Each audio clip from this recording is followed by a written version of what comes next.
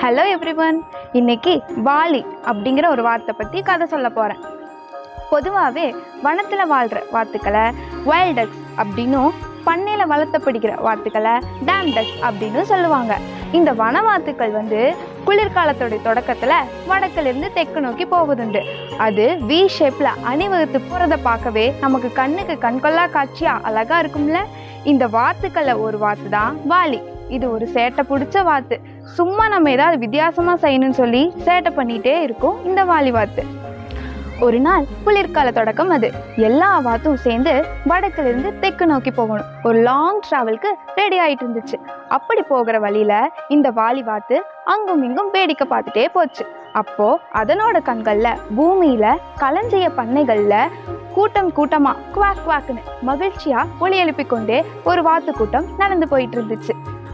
அங்கு அதுங்களுக்கு பிடிச்ச தவிடு, தானியங்கள், தண்ணி தொட்டி இதெல்லாம் அழகா அமைக்கப்பட்டிருந்ததை இந்த வாலி பார்த்துருச்சு. உடனே இது நம்மளும் அங்க இருக்க தானியங்களை டேஸ்ட் பண்ணி பார்த்தா என்ன அப்படின்னு ஆசை வந்துருச்சு. வாலி கூட்டத்தை சேர்ந்த எல்லா வாத்தும் தெற்கு நோக்கி ஒழுங்கா பறந்து போயிட்டு இருந்துச்சு. ஆனா இந்த வாலி திடீர்னு ரூட்டை மாத்தி பண்ண வாத்து கூட்டத்துக்குள்ள இறங்கிருச்சு.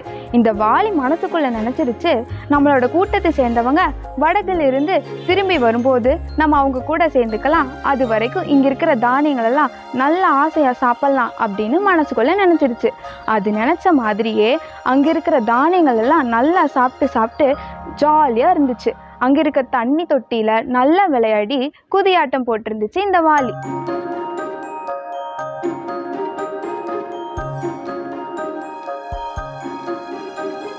சில காலம் போச்சு. குளிர்காலமும் முடிஞ்சிடுச்சு.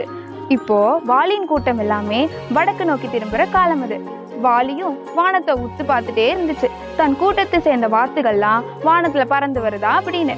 இப்போ இது நினைச்சது மாதிரியே அந்த வாத்துகள் பறந்து வந்துட்டு இருந்தது. உடனே இது குஷி ஆயிடுச்சு.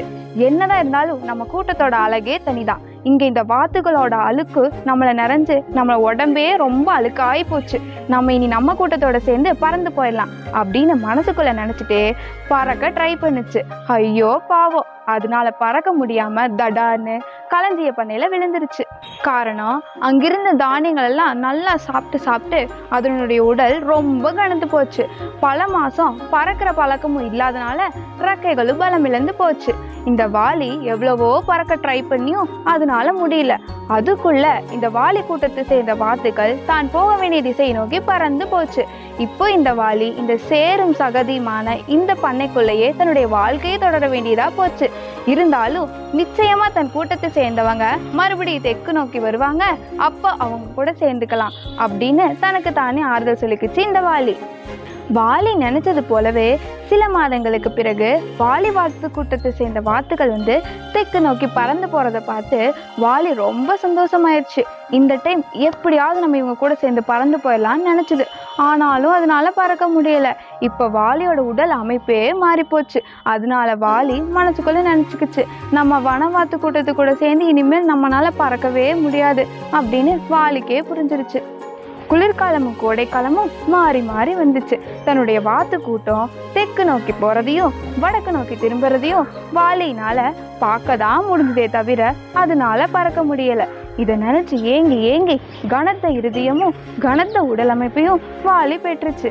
இப்போ நிரந்தர களஞ்சிய பண்ணை வாத்தாவே வாலி மாறிடுச்சு.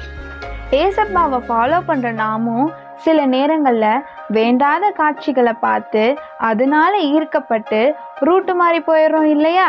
நம்மளுடைய இந்த கிறிஸ்தவ வாழ்க்கையில ஏசப்பா நமக்கு கொடுத்திருக்க அழகான பாதையை விட்டு சாத்தானுடைய கவர்ச்சியான தந்திரங்களினால சோதனையில விழுந்துடுறோம் இல்லையா?